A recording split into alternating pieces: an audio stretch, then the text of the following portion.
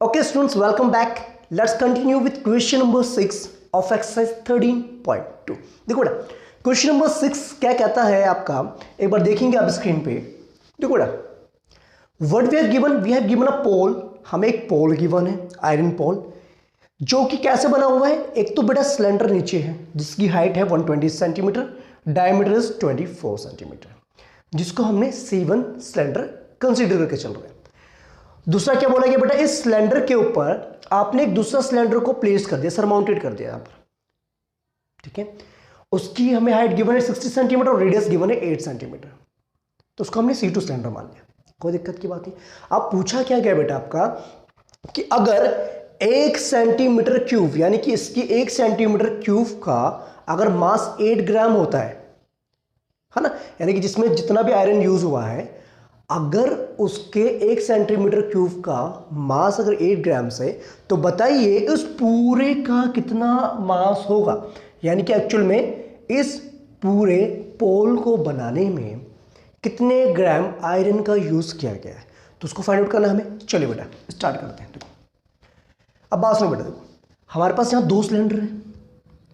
अगर मैं इस सिलेंडर की, इस पूरे पोल की अगर वॉल्यूम निकाल दूं, ठीक है, और उस वॉल्यूम को हमें क्या करना है, बस 8 ग्राम से मल्टीप्लाई कर देना, तो हम बता सकते हैं कि एक्चुअल में कितने ग्राम्स आयरन यहां पर यूज हुआ है, या कितना केजी आयरन यहां पर यूज हुआ है। ठीक है बेटा, ये हमारा क्वेश्चन है, ठीक है। और एक और चीज बेटा बोला गया यहां पर कि पाई की वैल्यू हमें 3.14 कंसिडर करके चलना है। देखो बात सुन लो, जो हाइट हमारे पास है, height of C1 cylinder that is 120 centimetre. It's clear. Diameter कितनी है, 24 सेंटीमीटर। तो यहां से बेटा हम R1 निकाल सकते हैं, रेडियस निकाल सकते हैं, यानी कि R1 मान लेते हैं इसको हम, that is 24 divide by 2, that is equals to 12 centimetre. कोई दिक्कत की बात नहीं। अच्छा अब देखो हाइट जो हमारे पास है, height of C2 cylinder is equals to 60 centimetre, no problem. Okay, और हमें ऑलरेडी बेटा मेंशन है, इसकी रेडियस मेंशन है हमें 8 सेंटीमीटर।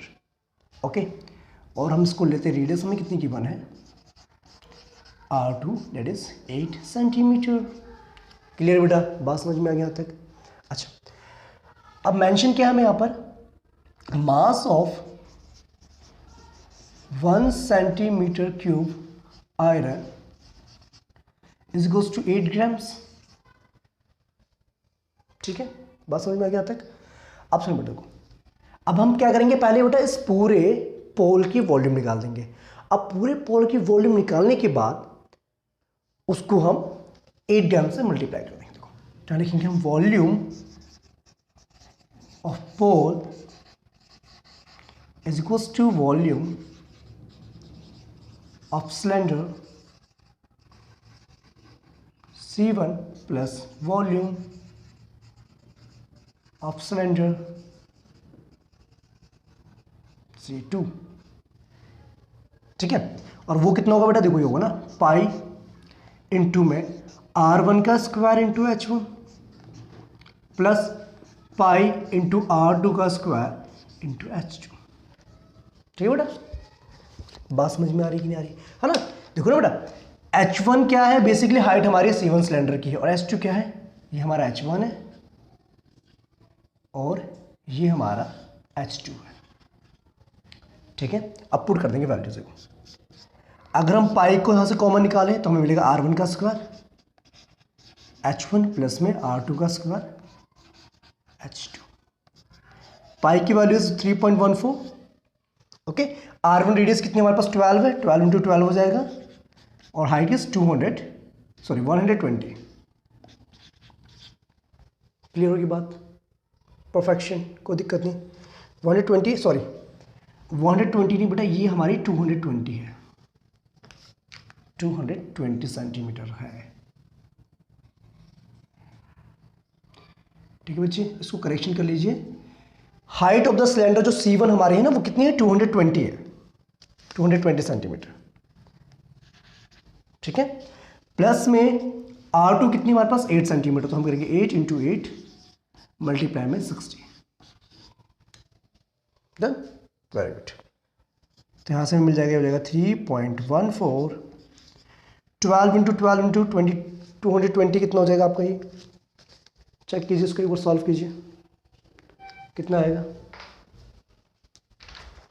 देखो अगर हम 12 को 12 से मल्टीप्लाई 144 इंटू 220 तो ये हो जाएगा हमारा 31680 और ये हो जाएगा हमारा 8 into 8 into 60, it will gives you 3840। Check it out, देखना बेटा बात समझ में आ गया था, clear.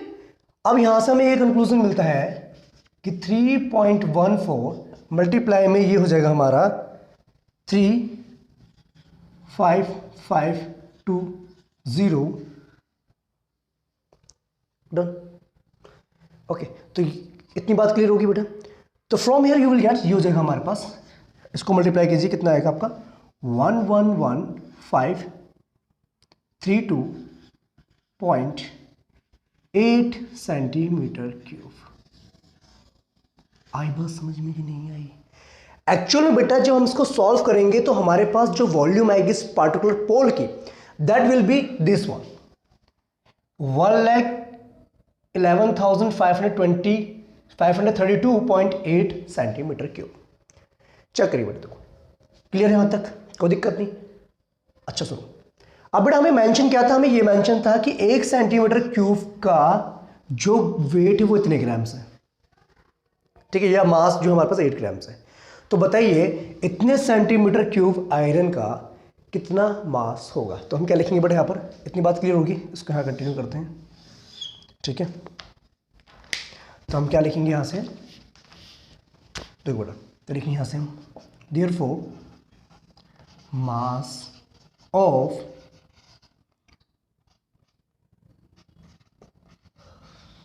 Eight centimetre cube iron is equals to 8 multiplied by 111,532.8, ठीक है। इट विल गिव्स यू, ये आ जाएगा हमारा मल्टीप्लाई करने पर 892262.8 ग्राम्स। डन, ठीक है। तो इसका मतलब बेटा अगर इसको हम ग्राम्स से केजी में कन्वर्ट करना चाहें तो 1000 से डिवाइड कर देंगे, तो ये हो जाएगा हमारा 892.262 kg अप्रोक्स।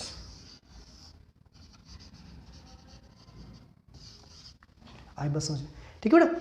तो यहां से बेटा आप जो है इसको 28 लिख दो, कोई दिक्कत नहीं है, ठीक है। आप इसको अप्रोक्सीमेटली इतने ग्राम्स में भी लिख सकते हैं। देखो 892.26 भी आप लिख सकते हैं, 892.26 kg आप इसको लिख सकते हैं, क्लियर। तो ये था बेटा क्वेश्चन नंबर 6, आई थिंक समझ में आपको आ गया होगा, ठीक है, ओके। बस बेटा थोड़ा सा कैलकुलेशंस में यहाँ पर टाइम लगता है, वो थोड़ा आप ध्यान रखना, कैलकुलेशन केयरफुली करेंगे, ओके। अगर कोई क्वेरी होती है तो आप मुझे कमेंट करके बता सकते हैं, ठीक है बेटा।